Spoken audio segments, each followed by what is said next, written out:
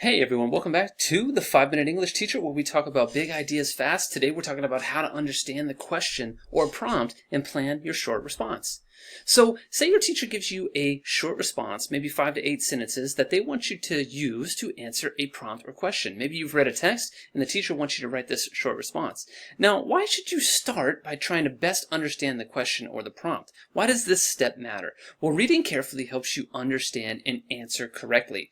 It's kind of like if you think about going on a trip, you want to make sure you have the mapped out directions and you fully understand where you're going before you begin the journey, right? So reading that question carefully will really help you better understand the future destination before you begin the journey.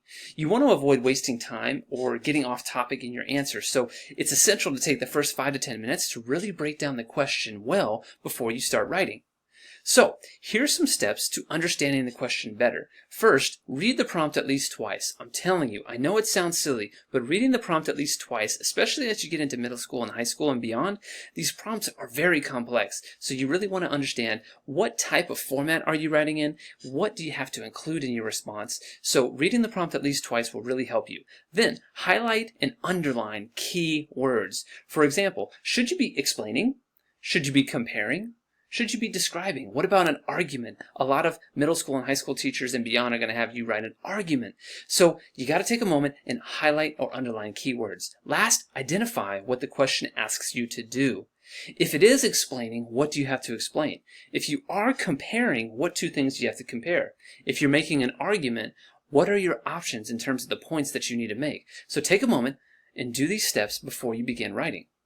So, planning your response. Once you've fully broken down the prompt, here's what you need to do next. You want to take a few additional moments. I know the clock is ticking and I know you're eager to get writing, but you want to jot down some quick notes or ideas before you commit to a full written response. So jot down a few ideas. This could be bullet points, this could be a mind map or a web. You want to think about what's the main point that I want to make. So, if you're needing to explain how an author is doing something in the text, that's your main point. So you want to make sure that that goes in the center of your web or at the top of your list of things that you want to do.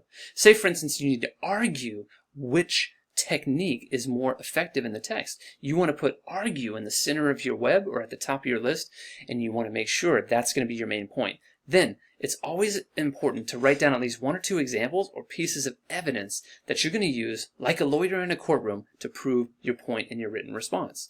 So this step should take you about anywhere from 5 to 10 minutes, but again, you haven't even started writing yet. You're still in the breaking down the question and planning your response phase. So here's a quick tip. As much as your anxiety is getting going on the inside, don't start writing until you know exactly what the question wants you to do and until you feel ready to write.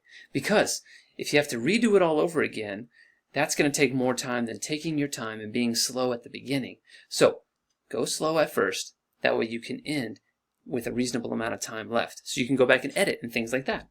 So here's an example. Before we move on, let's look at an example. Say, for instance, your teacher gives you this prompt. Why is it important to stand up for others?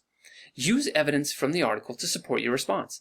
So maybe you read a story or an article that dealt with this issue of maybe bullying or social injustice, and your teacher wants you to know, or wants you to explain how to stand up for others.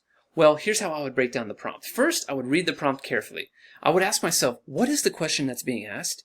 And what do I need to include? So for this one, why is it important? So I'm going to need to put that front and center. Why is it important? And then the second part, to stand up for others. Then I also need to use evidence from the article to support my response. So right away, I read the prompt carefully.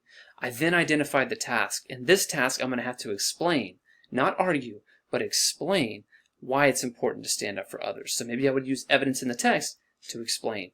Finally, you want to plan your response. I would jot down a few ideas, maybe 3 to 5 bullet points that I want to include, and I want to consider reasons why it is important to stand up for others based on the text.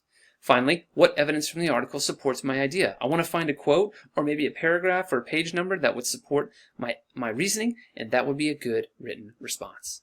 So thanks so much for joining me. If this video helped you, be sure to like and subscribe. Teachers, if you want this lecture series as well as the slides and the worksheets that go with it, please visit my TPT store, linked down in the description. I'll see you next time. Bye.